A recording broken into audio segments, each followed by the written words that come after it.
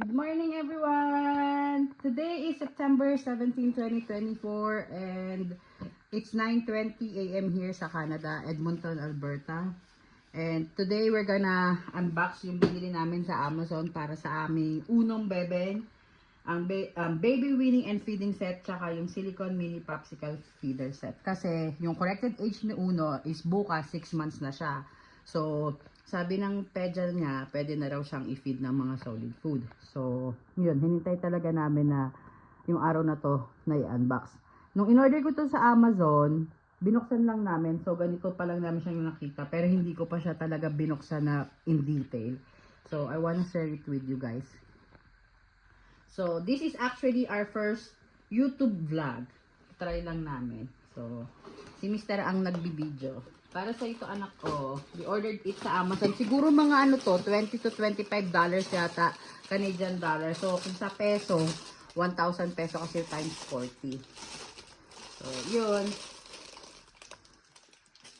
Kung gusto nyo, mag-comment lang kayo para ilagay namin sa comment kung ano yung link. So, ito siya. Para kay Una. Excited si Mama. I-feed na namin siya. So, nakalagay naman sa box kung ano eh. Tignan natin kung ano ba itong mga to.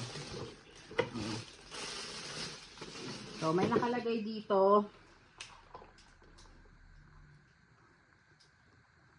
Ito, adjustable silicone bead.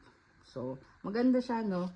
Kasi tignan mo, adjustable. Tapos, yun nga, parang washable din siya sa water. Tsaka, ang alam ko, ito, tignan mo, dishwasher and microwave safe siya. So, yun. So, thank you kay Mara. Shout out sa kaibigan kong si Mara kasi siya yung nagsuggest sa akin na yung bilhin ko nga is yung suction plates and bowls para nga daw hindi siya gumagalaw-galaw dun sa table ni Uno. Oh, so ito. So, anak, oh, this is your bowl. Konti na lang, kakain ng Uno. Oh, tas meron pa siyang ganito, oh. Cup, yung isang cup lang. Oh. Anak, oh, tingnan mo, oh. Lahat talaga as in gawa siya sa silicone. Tapos meron siyang isang straw na nakabaliko. Tapos isang straw na straight. Oh. Tapos, meron siyang spoons and fork. Uy, ang cute, oh. Anak, ito siguro gagamitin mong una, oh. Tignan mo. Tapos, ayan. Ito, hindi ko alam kung para saan to. Pero, tatry ko kung ano. Anak, bakit? Ah? Oh. Sabi niya, mama, include mo ko sa video. Oh, ayan. Tapos, ito. Tapos, ito yung baby fruit feeder and pacifier. So, ito mga gagamit to ni Uno kapag nangingipin na. So far, wala pa naman siya. Pero mag-start na ako mag-freeze ng breast milk kasi dati nag-freeze ako ng breast milk tapos nag-donate ako sa mga bata na walang breast milk. So, iyon. Magpa-pump ulit ako. Mag-start ako mag-pump kasi baka bumalik ako sa work ng maaga para may stock na breast milk si Uno. Tsaka syempre, para tipid na rin.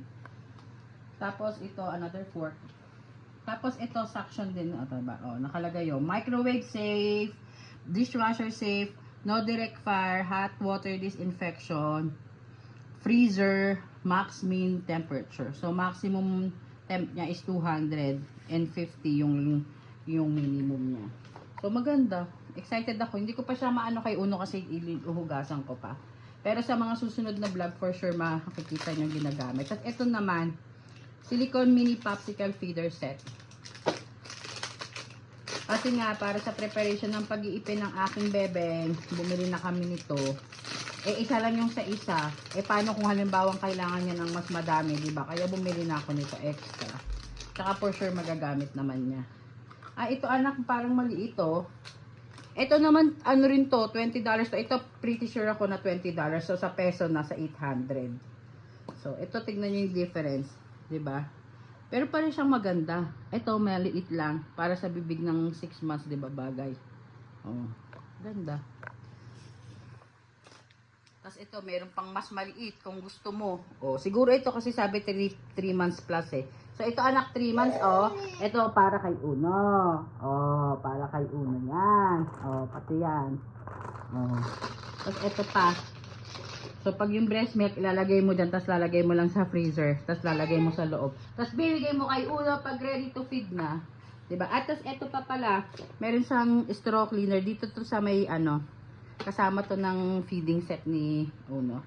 Thank you guys, and I hope na nag-enjoy kayo today. We're doing this vlog para pag lumaki si Uno, may mapapakita kami na this is type of our bonding. Okay, galit na ang aming amo. So, ibig sabihin, time to dede na. Thank you. Bye!